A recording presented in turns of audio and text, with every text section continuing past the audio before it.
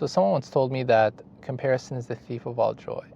And I got to be honest with you, I found this to be very true in my life. I have the tendency to compare myself to friends who are more outgoing than me, who are less socially awkward, men who are in better physical shape than I am, and those who have more money than me or are more wealthy than I am. This is something that I really struggle with. And in my struggles with comparison, I found that there are to be three main consequences. But there's also two solutions that I will share with you close to the end of this video.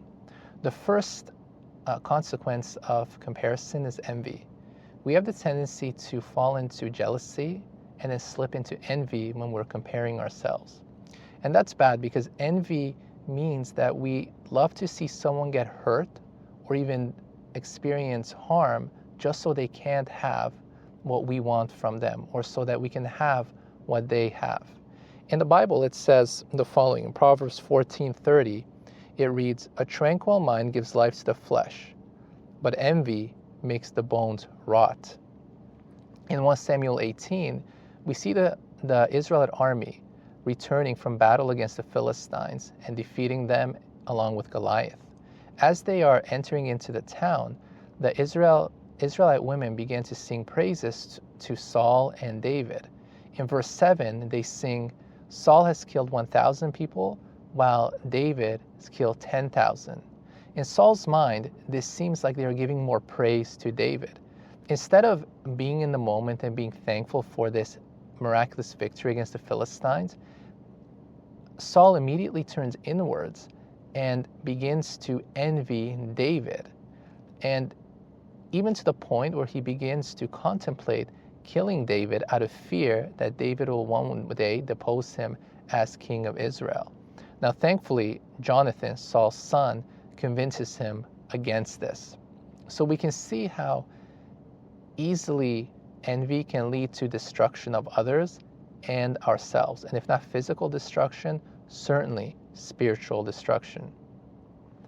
The second consequence of comparison, allowing others to dictate how we live our lives. Most of us hate it when other people tell us what to do, especially if they don't know us. Yet, in an indirect way, when we're comparing ourselves to others, we're allowing that person to tell us how we ought to be, that we ought to be more like them in a particular way, rather than focus on ourselves and forming our own destiny.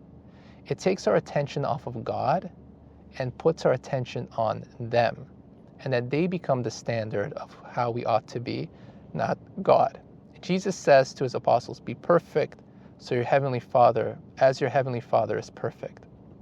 We know we can't be perfect like God, but the reason Jesus says this is that Jesus ought to be our standard. God ought to be our standard for how we ought to be as people, not other people.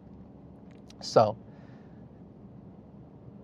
comparison can lead to having others dictate how we live our lives. The third consequence is idolatry. This is similar to the second consequence. When we compare ourselves to others, we are idolizing another human being because we want to become like them, or we want something that they have. And when we become obsessed with other human beings, we displace God at the center of our worship with this person. We start to worship this person even if we don't admit it. Kind of like if we have a celebrity or someone who's wealthy, an athlete or whatever, we want to be like them. We want what they have. We think they're so great. That's idolatry. That's a form of idolatry. So once again, we're displacing Jesus from the center of our attention and worship and placing another human being at the center of that. Now, what are two solutions? Well, these are very practical. The first solution is gratitude. Gratitude and envy can't exist in the heart at the same time. I challenge you, when you wake up, immediately thank God for all the good things in your life, even if it's mundane. Thank them for all your four limbs, for your health, for your spouse, for your children, for the roof over your head, for the food that you're about to eat, that you live in relative safety, and the list goes on and on and on. There's so many things that we ought to be thankful for, that when we start listing these, we just don't give envy a chance to creep into our hearts. The second solution is a spiritual solution. So if you're Catholic, you may have heard of something called the Litany of Humility. This is a beautiful prayer that asks God to make us more humble. And boy, does the prayer make you humble. And I know this from experience, and I'll share that story with you another time. But search it up, Litany of Humility. It takes a little bit of time, but repeat this prayer every day. And the prayer essentially, in the prayer, you ask God to elevate others before you, to make others people loved more than you, to make other people be more praised than you. So it will definitely put you in a place of great humility. But I think when you're in a space of humility, you start to care less about others and what other people have achieved, and you start focusing more on yourself and your relationship with God. You start thinking about, okay, God, what do you want from me? How are you trying to form me? As opposed to you trying to form yourself in the image of someone else, you're more and more trying to form yourself in the image of God, or you're allowing God to form you more in His image.